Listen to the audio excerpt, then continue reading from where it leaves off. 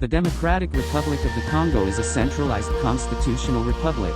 Voters popularly elect the president and the lower house of parliament, National Assembly. Following a 2-year delay, presidential, legislative, and provincial elections were held in December 2018.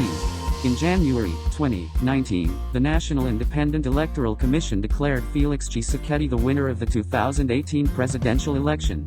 The 2018 election was marred by irregularities and criticized by some observers, including the Council of Bishops, a local Roman Catholic church group also referred to as the Episcopal Conference of the Congo that participated in elections observation and conducted a parallel vote tabulation.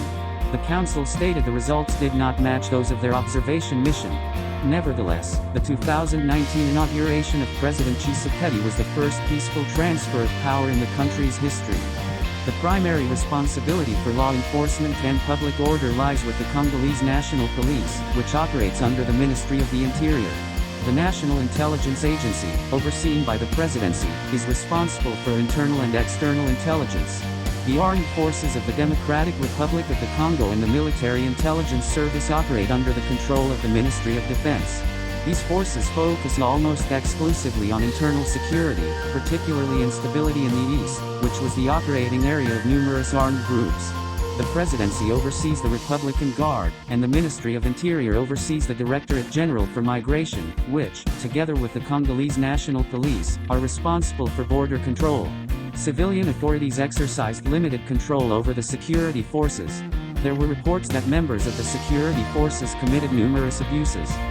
Conflict between government military forces and the more than 15 significant and cohesive armed groups continued in the eastern provinces of the country.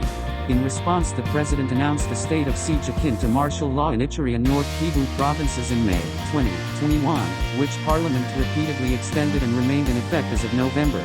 The state of siege transfers powers from civilian to military authorities, provides for increased police powers, extends the jurisdiction of military courts to try civilian criminal offenses, restricts certain rights and fundamental freedoms, and suspends immunity from prosecution for certain elected officials, including national and provincial deputies and senators.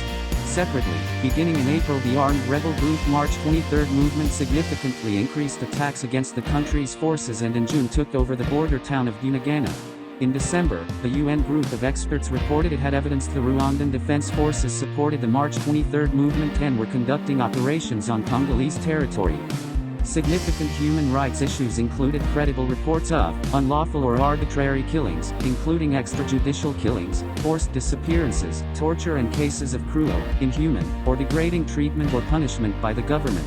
Harsh and life-threatening prison conditions, arbitrary arrest or detention, political prisoners or detainees, serious problems with the independence of the judiciary, arbitrary or unlawful interference with privacy, punishment of family members for alleged offenses by a relative, serious abuses in conflict, including reportedly unlawful or widespread civilian deaths or hard, enforced disappearances or abductions, torture, physical abuses or punishment, and unlawful recruitment or use of child soldiers by armed groups and the armed forces, serious restrictions on free expression and media, including violence or threats of violence against journalists, unjustified arrests or prosecutions of journalists, censorship, and enforcement of or threat to enforce criminal libel laws to limit expression, substantial interference with the freedom of peaceful assembly and freedom of association, serious government corruption, lack of investigation of and accountability for gender-based violence, including but not limited to domestic and intimate partner violence, sexual violence, child,